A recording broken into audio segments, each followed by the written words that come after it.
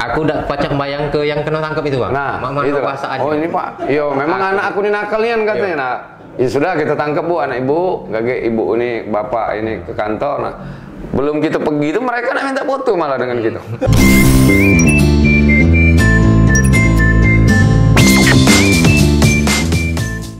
Assalamualaikum kalau apa kabar budak lorong Palembang? Aman? Semoga lapang ya. Hari ini Akas budak lorong ada podcast yang kita kedatangan tamu. Yang tamu kita ini aku rasa seluruh uang di Palembang nih tahu kalau. Mulai dari anak kecil sampai ke uang dewasa kenal kalau. Ini nih polisi paling ngetop di Palembang. Dan jawabannya aku rasa tahu kalau pasti siapa. Bang Hegon alias Heri Gondrong. Assalamualaikum bang. Waalaikumsalam warahmatullahi wabarakatuh. Apa kabar bang? Alhamdulillah baik. Akas. Oh. Aku dengar katanya abang nih balik jam 3 subuh baru. Ya biasa kalau balik malam tuh biasa. Jadi habis keliling tamasya di kota Palembang ya bang? Ya tamasya di kota Palembang. Bisa dikatakan macam itulah. Iya. Jadi kita nih Katim Opsnal Unit 1 Subdit 3 Jatanras Polda Sumsel bang? Ya. Nah. Biasa kalau yang di Polda tuh kawan-kawan nih manggil abang nih Katim ya? Katim. Ya aku rasa kalau aku manggil abang beda apa-apa bang ya? Boleh. Oke bang. Kawan-kawan di kantor ini bang, di Palpres ini kadang ada juga penasaran, termasuk juga yang di luar pengen tahu Bang Hegon ini kalau misalnya kalau waktu kita masih kecil dulu bang ya, anak-anak ini kan kalau ditanya apa dia cita-citanya, jadi apa dia cita-cita kamu? Pengen jadi polisi, pengen jadi dokter, pengen jadi pilot, tentara, paling tinggi presiden. Kalau budak kecil zaman sekarang nih pengen jadi YouTuber. Kalau ditanya apa lagi, pengen jadi selebgram. Nah, kira-kira kalau abang ini waktu kecil dulu apa memang cita-citanya bang? Jadi kalau cita-cita kecil, ya kalau cita-cita kecil dulu malah terbalik. Kalau dulu malah pengen jadi reporter atau wartawan. Karena dulu waktu kecil itu pernah seneng ngelihat ada wartawan perang itu pada saat perang antara Irak sama Iran. Latar belakangnya tuh. Latar belakangnya. Pesawat segala macam. Tapi tidak kesampaian. Kebetulan juga uang tua bapak itu juga mantan polisi, ya mungkin disuruh jadi polisi ya sudah. Mau tidak mau jadi polisi. Ya akhirnya makin kesini makin dekat ke reporter juga kamu tuh bang. Nah, ya. Sama pak ya. Dekat dengan kamera. Dekat dengan kamera ya. Jadi lebih dekat bisa jadi juga seperti itu. Abang jadi polisi itu sejak kapan bang? Jadi masuk kepolisian ini dari tahun sebetulnya kalau kita flashback ke belakang itu kan banyak juga yang gugur kan, tapi pada saat masuk itu tahun 96 masuk, 97 keluar. 97 tapi bukan ditempatkan di Jatanras, di Krimum, langsung ditempatkan pada saat itu. Jadi polisi yang zaman pada saat angkatan aku itu dibagi dua, ke Intel sama ke Brimob. Nah kebetulan aku pada saat itu dapat di Brimob, Brimob di Bukit Besar. Nah, jadi ke Reskrim khususnya Subdit 3 Jatanras ini tahun 2015. Oh 2015. Sampai sekarang. Jadi waktu abang masih di Brimob itu bang ya? Itu kan aku rasa belum rambut panjang bang ya? Belum rambut pendek itu tidak boleh. Rambut pendek. Jadi pas abang mungkin pas ke Jatanras itu baru ini. Nah kaitannya dengan rambut panjang nih bang? Jadi kaitannya macam ini. Jadi pada saat itu kebetulan Kasubdit Jatanras itu sekarang Wakapolrestabes Medan. Dia pernah dulu di sini jadi Kasubdit Jatanras. Kebetulan basic beliau itu Brimob. Iya. Nah, jadi dengan hari berganti hari itu ditarik beliau lah ke Krim Umum. Nah, pada saat itu juga kebetulan punya Kanit juga, mungkin sudah banyak yang kenal ya dengan Kanit aku tuh, ya kebetulan dapat Kanitnya itu Kompol Antoni Adi. Beliau juga bisa bagi aku dewe sosok wong tua, guru, bisa jadi sahabat. Jadi berpikirnya juga sudah enak beliau itu. Jadi dia mendidik. Mungkin di Palembang juga kalau khususnya untuk polisi-polisi yang lama khusus polisi yang lama, mungkin ya maaf ngomong itu, mungkin bandit-bandit yang sudah lama tuh, bandit-bandit tua lah kalau istilah sekarang kan lah regenerasi itu tidak kati yang tidak kenal dengan beliau gitu. Kebetulan ya alhamdulillah penempatan itu dapat langsung di unit 1 itu. Beliau juga berperan juga dalam artian ini, beliau juga memajukan anggotanya seperti itu. Jadi dari rambut juga memang beliau juga, arahan dari beliau juga tidak usah dicukur biar jadi adus ciri khas. Kas, coba tanya Kas. Oh boleh. Mungkin dari itu tim. Coba tanya ke sama Hergon itu. Biar serem apa rambut panjang dulu. Karena yang dilawan ini kan bandit juga. Jadi mana Bang? Apa tidak jadi patokan apa mesti rambut panjang mesti ini? Tidak juga patokan rambut panjang itu sebetulnya tidak. Itu sebenarnya ciri khas. Mungkin Akas juga pernah dengar di Jakarta itu ada Jacqueline ya. Jacqueline. Di Brebes itu ada Mas Tito. Mas Tito. Terus di Sulawesi itu ada Puang Basu. Itu rambut-rambutnya panjang kan loh. Jadi mereka ada ciri khas tersendiri. Mungkin Hergon Palembang ini dengan Bang Jack beda dalam arti mereka itu kan Bang Jack itu dia rambutnya pirang. Mas Tito yang di Jawa Tengah di Brebes itu dia gemuk, tapi dia rambut panjang. Terus kalau Puang Basu itu kan identik dia dengan rambutnya itu keriting itu kayak Ahmad Albar itu tapi sebetulnya polisi juga yang lain juga ada juga berambut panjang ya. Jadi sebetulnya risih rambut panjang ini, tapi memang kita dipinta oleh pimpinan macam itu ya sudah kita laksanakan baik. Iya, apalagi sekarang sudah namanya itulah Hergon itu Bang. Iya, Hergon. Kalau ya mesti gondrong. Iya. Kalau nak pendek singkatan baik. Iya. Kalau namanya Heri. Iya, Heri Kusuma Wijaya. Iya. Kalau Hercep, Heri Cepak. Heri Cepak. Kalau gitu nih agak gondol sedikit. Tapi kalau di Brimob juga dulu pendek rambutnya. Iya, mesti pendek Bang. Pendek rambutnya. Jadi kalau di Brimob tuh dulu sebulan itu 3 kali motong rambut. Pangkas rambut tuh sebulan tuh 3 kali, jadi 10 hari sekali. Karena dulu dipropos kan. Iya Bang. Jadi itu untuk contoh ke anggota yang lain. Tapi ada dampaknya juga. Dampaknya dalam arti ada sisi negatif, ada sisi positif.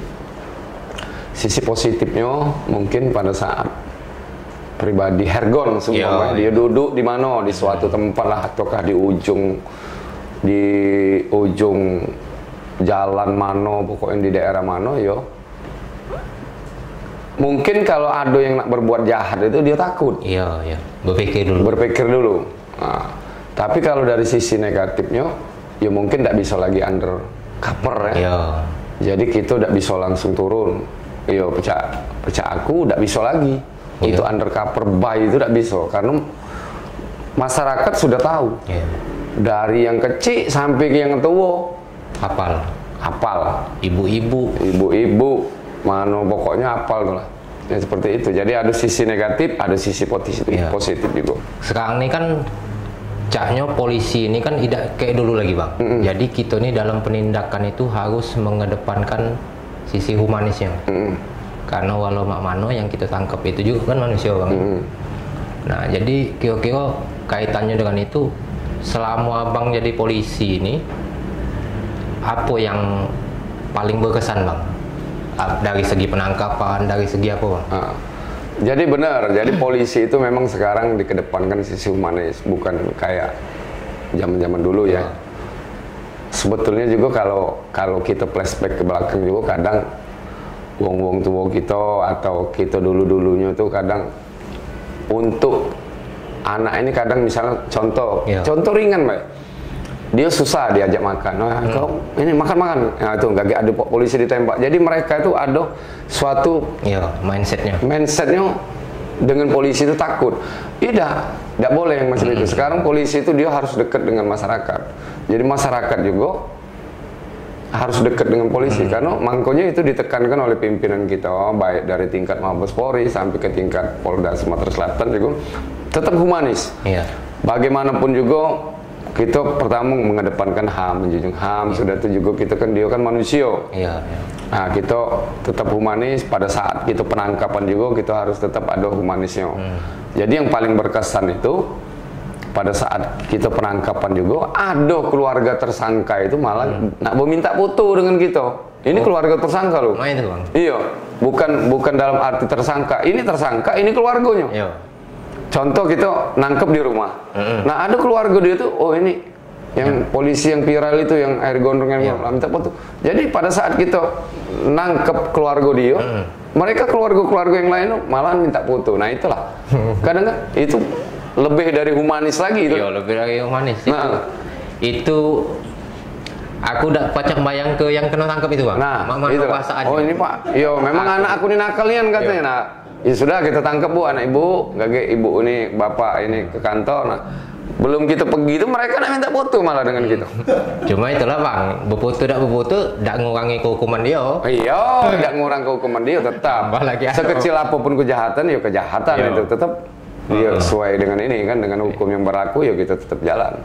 Ya biasanya kan kalau polisi nangkep keluarga ini malah ngalangi Bang. Nah, malah ngalangi kan. Nah, ini tidak, malah kita diajaknya berfoto, dia minta selfie, minta foto. Sudah itu juga pernah pada saat kami menangkap kasus 363 itu pernah juga pada saat di tengah jalan ya, pinggir jalan ya, gitu pada saat nangkep baru gitu nangkep. Nah, masyarakat lah minta foto, minta selfie. Jadi yo kadang anggota lah nangkep gitu ya kita kata masyarakat sombong lah, itu pasti kita ladenin dulu. Tapi kita kasih pengertian buat masyarakat tuh, karena kita pada saat ini kan lagi bertugas. Seperti itu. Sudah itu pada saat ini juga pernah juga kejadian pada saat kasus Ina Antimurti yang dibakar, mayat yang dibakar di Oganilir. Kan TKP pembunuhannya di Gelumbang, Morenim, tapi mayatnya dibuang di Oganilir. Nah, pada saat itu kami pada saat itu juga Panit yang mimpin ya, Panit Pak AKP Najamuddin. Jadi kita nak ngambil mobil BB, mobil yang bawa mayat itu, mayat dalam kasur yang dibakar. Itu sudah malam lah, itu bukan lagi sudah malam, sudah jam 3 pagi itu. Mungkin masyarakat di Gelumbang itu kan sudah terlelap dalam tidurnya kan, jadi susah kalau kita nak bangun. Mobil itu kita mbak di halaman rumah orang tuh kita ketok. Itu yang ngetok itu pada saat pertama itu Kanit Reskrim Polsek Gelumbang. Tidak dibuka ke pintu, tidak kenal dia. Nah begitu aku maju ke depan, maju ke pintu, mereka baru tahu, oh ini polisi bapak itu yang enggak dibuka ke pintu. Mobil itu diserahkan dengan kita. Dia malah itulah Kanit Reskrim Polsek Gelumbang pada saat itu juga ngomong, aku yang punya wilayah, wong nggak tahu dengan aku. Kakak yang dari Polda, dari Palembang, wong tahu dengan. Jadi cepat dibuka. Memang ada itulah tadi, ada sisi positif, ada negatifnya. Nah, yang positif yang betul. Tapi banyak-banyak lah yang itulah seperti positifnya itu. Ya. Jadi memudahkan kita dalam tugas juga, Bang ya. Ya, insya Allah memudahkan tugas. Abang ini kan jam 3 subuh tadi baru balik. Jadi ya, kurang lebih lah jam 3. Jadi sudah sekarang jam 11-an nih sudah di sini dulu. Lagi habis ini entah nak kemana lagi. Jadi yang namanya tugas kepolisian Cak Abang ini kan kita nih tidak kenal waktu Bang. Pagi, siang, malam, hujan lagi, laju segala macam. Nah kira-kira dengan keluarga nggak mana itu Bang? Komplain dak keluarga nih? Kalau komplain mungkin komplain ya. Tapi kalau sudah sebelumnya juga sudah kita omong ke inilah tugas kita macam-macam ini. Ya kalau sebenarnya kalau nak nurut ke dia komplain, ya mungkin komplain. Tapi karena sudah jalan macam ini, ya dia juga sudah bisa memahami. Cak rumah juga sudah ngerti kan. Kadang memang ada acara untuk keluarga itu memang ada. Iya. Seperti mungkin kalau katik kegiatan itu mungkin pada saat hari Sabtu atau Minggu kan. Tapi kalau memang ada kegiatan macam ini kita cancel untuk mungkin di hari Minggu gitu. Tapi kalau keluarga sih lah sudah paham lah ya. Lah biasa dia ini. Jadi tidak perlu heran lagi. Malah kadang kalau kita nak pergi ke mall apa, baru turun dari mobil kadang mau nak minta foto, dia juga sudah paham. Kadang tujuan kita ke mall ke sini, dia duluan ke sana. Nah, kita ngeladen nih wongnya dulu. Iya, kadang dia mungkin tidak nyaman juga. Iya, kadang cuman karena sudah kebiasaan dalam arti sudah, oh laki aku macam ini, sudah dia maklum juga sudah ngerti. Karena ya jangan pernah bosan untuk berbuat baik kan macam itu kalau rezeki itu di mana baik, ngiring baik, rezeki tidak akan tertukar. Iya, benar. Nah, jadi prinsip aku itu jangan pernah gitu bosan untuk berbuat baik sama masyarakat. Nah bang, aku pernah dengar bang pas abang nak nangkep buron itu, nangkep penjahat itu, dia ini rupanya lagi makan. Nah jadi pas abang nak nangkep tuh tidak langsung dicangking, tidak langsung dimbek, disuruh dulu makan, sudah itu baru ditindak. Nah itu ngapo ini nih bang? Jadi dalam hal itu kita ngelihat perspektifnya dulu kasus ini. Kasus yang nak kita tangkap ini kasus apa? Apakah dia tersangka ini kasus 363 atau kasus 365 apa kasus yang lain? Nah pada saat yang Akas tanya ke tadi itu, ini kan kasusnya penggelapan jabatan dalam jabatan. Berarti mungkin di situ ada tipu gelap, ada penipuannya, ada penggelapannya. Nah, berhubung pada saat itu kami melakukan penangkapan itu, yang bersangkutan itu lagi makan. Dalam arti dari makan, dalam arti itu dia persuasif, kita bisa ajak baik. Tapi pada saat itu kalau dia melakukan kekerasan atau dia udah galak, ya terpaksa kita upaya keras kan.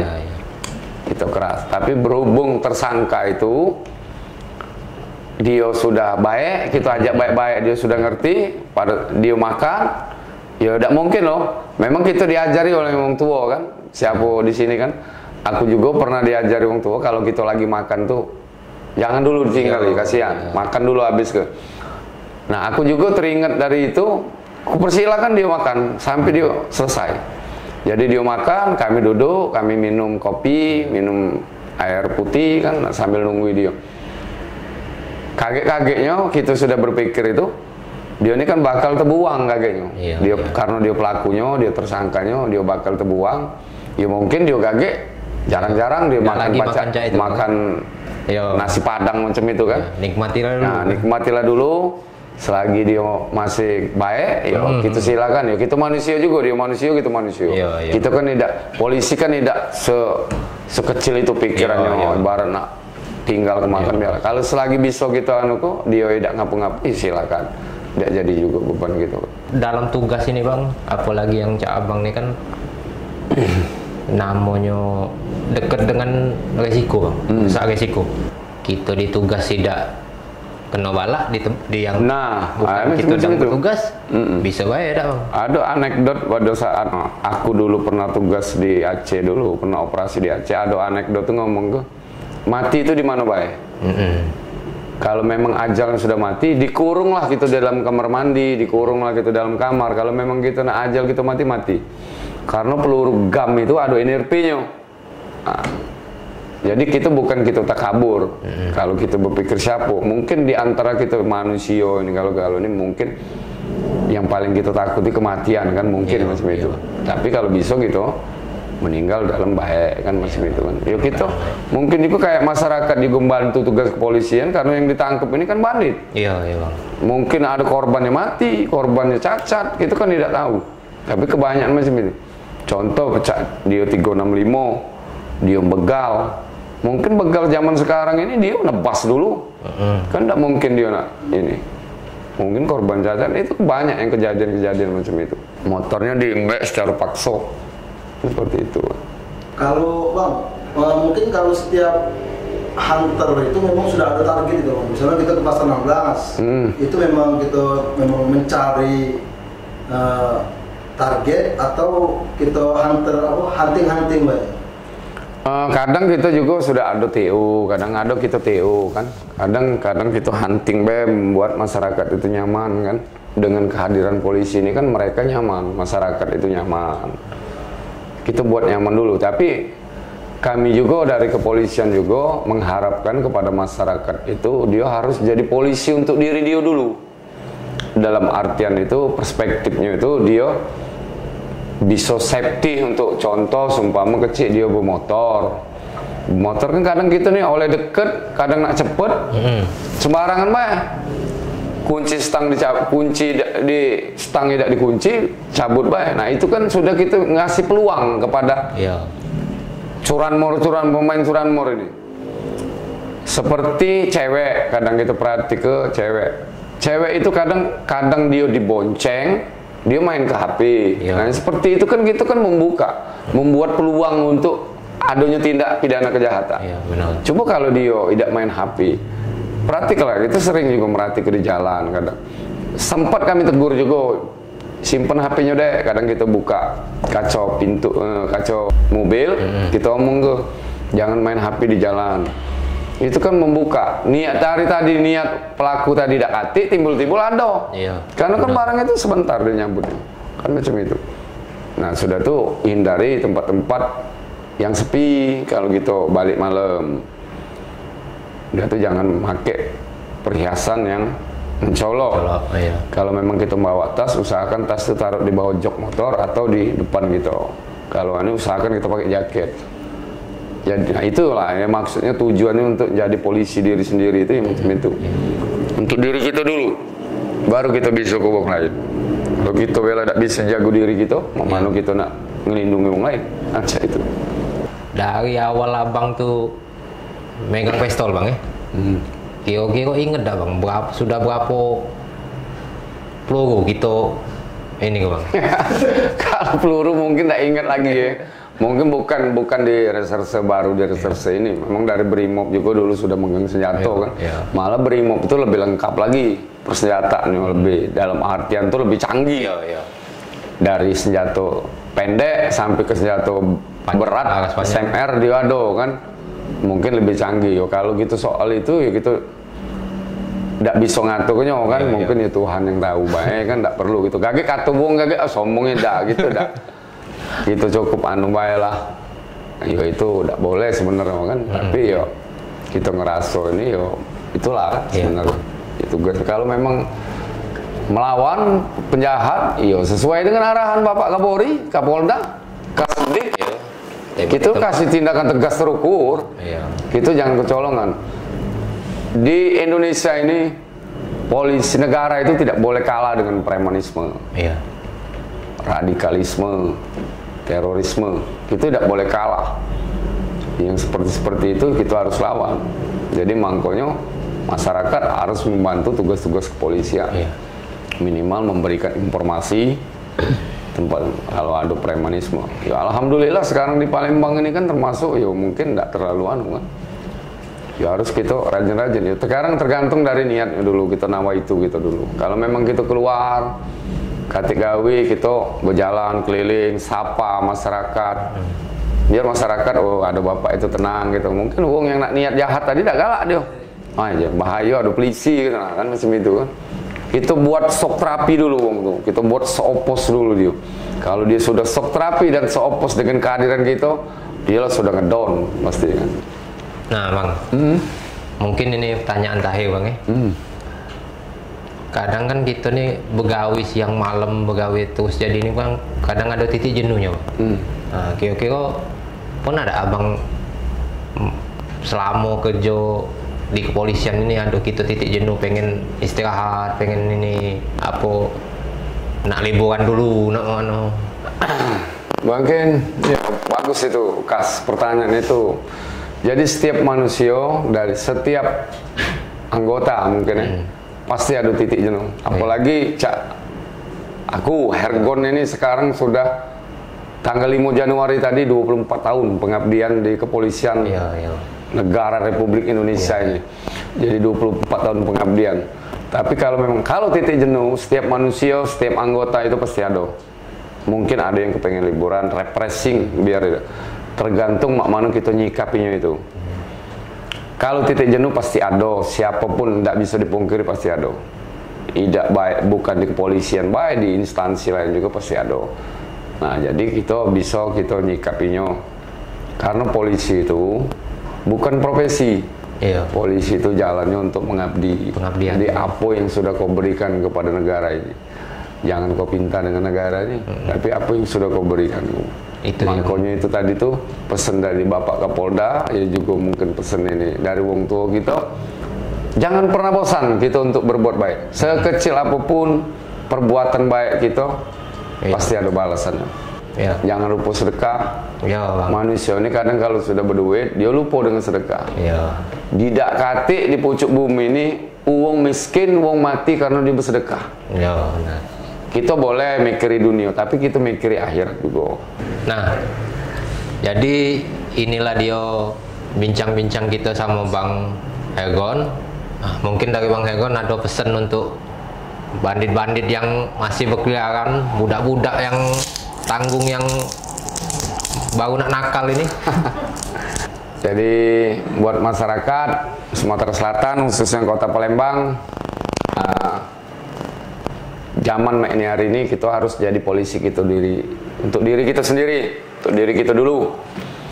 Buat masyarakat lebih waspada lagi, lebih berhati-hati lagi dalam hal ini. Sumpah contoh mengendarai sepeda motor atau memarkirkan kendaraan bermotor, usahakan ada kunci tambahan, jangan tidak ada kunci tambahan.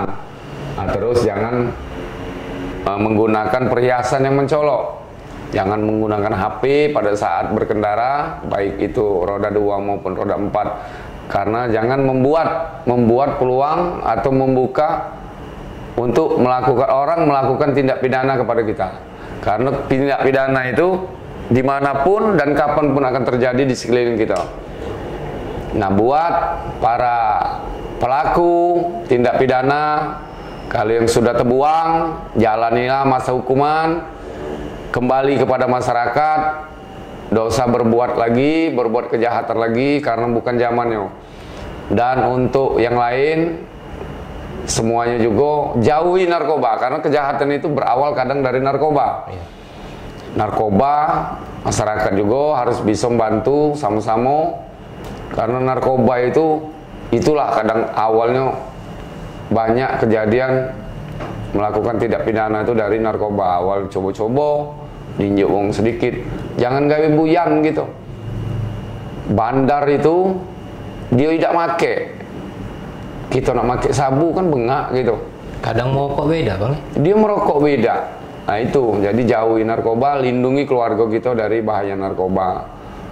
Buat pelaku, berhentilah sebelum gage ketangkep polisi, karena bukannya zamannya lagi kita nak maling-maling, apalagi ngerugi kita, ngerugi keluarga kita. Yang penting jangan merugi uang, apalagi kita maling, apalagi sampai kita ngambil paksa barang uang dengan membunuhnya. Nah itu pasti kami akan kejar. Polisi di pucuk bumi ini yang ada di Sumatera Selatan, yang ada di Kota Palembang ini pasti ngejar. Pasti dapat tuh lah. Nak lari ke ujung lubang semut, tetap kami kejar. Jadi berhenti gawe-gawe buyang. Kita rubah mindset kita untuk ke depan. Tidak atik lagi, tidak musim maling-maling itu.